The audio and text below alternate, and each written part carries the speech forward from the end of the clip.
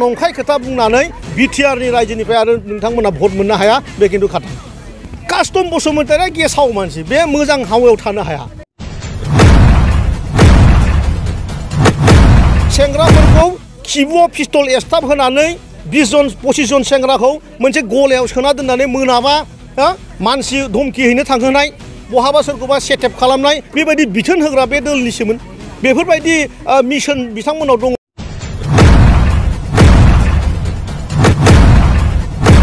video क्लिप्सआव जायफोरखौ नुदों बेखौ लासैनो सावरायनो थांगासिनो दं लोगोसे हेमन्त बिश्व शर्मा आसामनि सीएमआ most powerful CM of North East बिथां साराहाय बर'फोरखौ टारगेट खालामनानै माबादि जावलाय फबलाय बुंफ्लानानै बिथाङा माबादि इंगित खालामदों बेखौ सावरायनो थांगासिनो दं गिबियावनो नोंथांमोन बयखौबो आंनि जिबि ब्लग चेनेलावहाय गोसो गोथारै बरायबाय hello everyone one second welcome back to the channel दिनैनि गोदान नोंथां बयखौबो गोसो गोथारै बरायदों लोगोसे आसा खालामो इसोरनि अननायाव नोंथांमोन बयबो मोजां दं बिथां सीएम मामायाहाय बुंदों जे बिपिएफखौ टारगेट खालामनानै बिपिएफ मानि बिपिएफनि दिथागिरिया हाग्रामा महिलारि बिथां फर्मार चिफ अफ बिटिसि हाग्रामा महिलारि बिथां मानि बिथाङा सासे बर'खौनो टारगेट खालामनानै बिथाङा बुंनाय जादों सिगांनि समाव पलिटिकेलि मार्डार जायोमोन जों नों आं मन्त्रि मनलायाबो फैनो हायामोन उसुबिदा मोनोमोन दिनैनि समाव खुला खुलि बयबो रायज्लायनो हाबाय शान्ति जाबाय होनदों होननायनि अर्थ'आ जाहैबाय हेमन्त बिश्व शर्माया फारसेखौ आखाइ खबना होनानै फारसेखौ फुरा जावहरनाय मोजाङै साननो थाङोब्ला खिन्थु मोननै जाय आखाइ खबजादों आरो जाय ओरै जावहरजादों बे मोननैबो बर'आनो बेबादि मोनसे इंगितखौ गेजेराव दोननानै बिथाङा बाथ्रा रायलायदों दिनै जोङो बेजों थांफानांगौ गैया नेशनेल पार्टीनि सासे दैदेनगिरिया रावजोंबो मित्रता गैया रावजोंबो लोगो जानो हाया बिसोरो पलिटिकेल खाबुखौ लानानैसो पलिटिकेलि अपरचुनिटिखौ लानानैसो बिथांमोना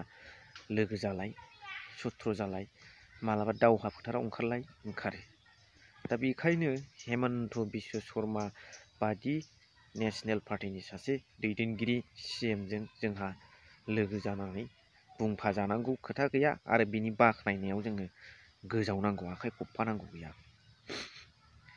थासारि आरो बुंनायनि जायनाखि टारगेट इंगित बेफोरखौ नायनानै जोङो साननो गोनां बाथ्रा हाजार हक हेमन्त बिश्व शर्मा सारा आसामाव जोंनिफ्राय अनेक गुन आवगायनाय सासे राजनितिक दैदेनगिरि बिथांनि साननाय हनाय मेलेमा जोंनिफ्राय एसे सिगांसिन आवगायो बेखायनो बिथाङा जा बाथ्रा बुङो जा खामानि मावो जोङो साननो गोनां बाथ्रा गासिखौबो हय होननानै आखाइ खबफानानै थांफानांगौ गैया बे बाथ्राखौनो नोजोर बोनानै दिनै बिथां सीएम बुंनाय बादि नैबे बिथां जाय बिटिआरनि most talented EM Rakesh Brahma बिथाङा माखासे बाथ्रा बुंदों बिनि सिगां मामाया मा बुंदों बेखौ ससे नोंथांमोना भिडिअ क्लिप्सआव नायग्रोदो আজি পৰিৱেশ বদলিছে বিটিআৰ চৰকাৰে সুপাৰ 50 কৰিছে 5 জন লৰাই আইআইটিত স্থান পাইছে তাৰমানে বিটিআৰৰ পৰিৱেশ আজি বিটিআৰত দুৰান কাপ হৈছে নলেজ ফেষ্টিভেল হৈছে গতিকে বিটিআৰত এটা ভাবিব নোৱাৰা পৰিৱৰ্তন এটা যোৱা 3 বছৰত হৈছে এটাও সাম্প্ৰদায়িক সংঘৰ্ষ হোৱা নাই কোনো পলিটিকেল মাৰ্ডাৰ হোৱা নাই আজি প্ৰথমবাৰ আজি প্ৰত্যেক নহলে আগৰ চৰকাৰখনৰ দিনত কোনোবা নহয় কোনোবা এটা পলিটিকেল মাৰ্ডাৰ বছৰত হয় সাম্প্ৰদায়িক সংঘৰ্ষ হয় আৰু মানুহৰ বাক স্বাধীনতা নোহোৱা হৈ গৈছিল আজি মই যেতিয়া বিটিআৰত আহোঁ অনাবৰু মানুহ এজনেও মোক কয় দাদা আমাৰ গাঁৱৰ ৰাস্তাটো কৰি দিও এই পৰিৱেশটো নিৰ্মাণ কৰাটো বহুত টান কাম আছিল আগতে অনাবৰু মানুহ এজন ওচৰতে নাহিছিল দূৰত থাকিছিল যে কি হ'ব খুদিলে আকৌ কাৰবাৰ টাৰ্গেটে হৈ যাও নেকি আজিতো হেতু পৰিৱেশ নাই मामा बुंनायखौथ' नोंथांमोना नुनो मोनबाय बिनि सायाव नोंथांमोना मा सानो कमेन्ट हरबानो जाबाय लोगोसे राकेश ब्रह्म बिथाङा कास्टम बसुमतारी बिथांखौ टारगेट खालामनानै बुंदों आरो बिपिएफ पार्टीखौ बिथाङा मोनसे गेसाव दोलोजों रुजुदों आरो कास्टमखौ मोनसे वार्निं होदों जे बिथाङा ओरै बारै थांला थुंला थांनानै बिटिसिनि सुबुंफोरखौ जानला मोनला कनफिउस दा खालामथों आरो बेबायदि बुंनानै राजनितिक फोसावोब्लाबो दिनैनि समाव बिपिएफआ भटखौ मोननो थाङा होनदों बिथां राकेश ब्रह्म सारा जे फैबाय थानाय एमपि इलेक्सनावनो बिपिएफनि जानाखि थासारि बेयो स्लिम होननानै बुंदों नंगौफा रायजो राजाफोर नोंथांमोनाबो बेनि सायाव कमेन्ट होनो हागोन लोगोसे नैबे बाथ्राखौ जायफोर दैदेनगिरिफ्रा दिनैनि समाव सरकार सालाय दा सालाय जेखि आफादाव थाया मानो दैदेनगिरिया दैदेनगिरि बिथांमोना नैबे बाथ्राखौ मख'बा हामसिगौ जे दिनै बिपिएफनि सरकार सालायनाय समावहाय सेंग्राफोरखौ जौ लोंहो बेदर जाहो सिलाय पिस्तल एथेब होनानै सोरखौबा दमहैनाय माबा माबि सिगि सग' खालामहैनाय बेफोर खोथाखौ रायखाङाबा जासिगौ दिनै राकेश ब्रह्मआ सासे इएम जानानै बेफोर खोथाखौ रायखांनाय गावखौनो रायखांनानै लानाय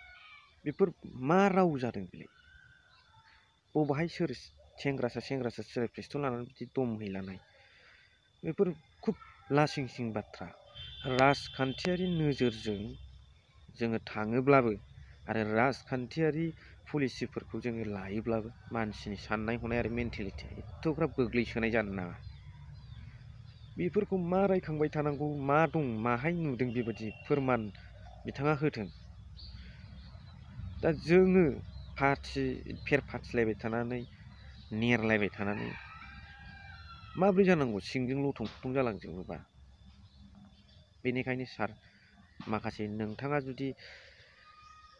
मफायबा बेफोरबायदि मोन्दांथि मोन्दोंबा नोंथाङा मिडियायाव दामना हो रेकर्डेड फुरा दा जाथारै बाथ्राखौ नंथारै बाथ्राखौ बानायनानै बुंनो नाङा आरो बुङोब्लाबो राजखान्थियारि माखासे भिउजों मबेबा खोथाखौ बुंजायो बेफोरबायदि खोथाया आरजाथावा बे सिलाय बारुदनि खोथाया मा जाखो बेलाय दा जाय हक नैबे भिडिअ क्लिप्सखौ नोंथांमोना नायबानो बुजिनो हागोन बे कास्टम गेसाव बेयो गेसाव एखेबारे गेसाव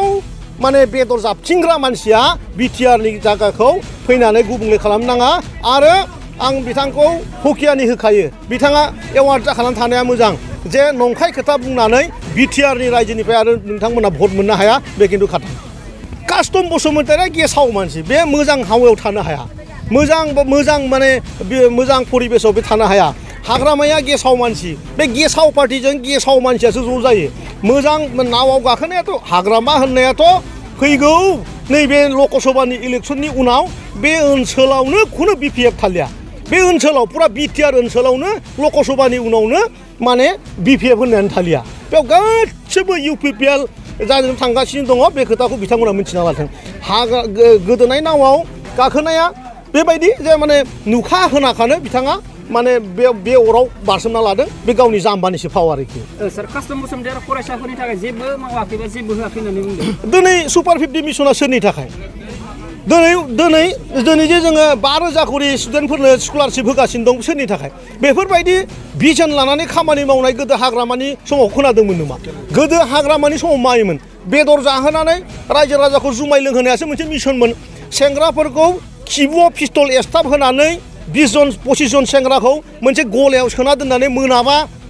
मानसि धमखि हैनो थांहोनाय बहाबा सोरखौबा सेटेप खालामनाय बेबायदि बिथोन होग्रा बे दोलनिसोमोन बेफोरबायदि मिशन बिथांमोनाव दङमोन जोंनाव दिनैनि दिनाव मानसि समाजखौ मानसि बानायनो थाखाय जोंनाव बिथोन स' मोननैबो बिथिंनि सायाव नोंथांमोना कमेन्ट्स हरबानो जाबाय आं नेनानै थागोन नोंथांमोननि कमेन्ट्सखौ दिनैनि भिडिअखौ एसेखिनियावनो फोजोबबाय थेंक इउ भेरि माच फर वाचिं लाभ इउ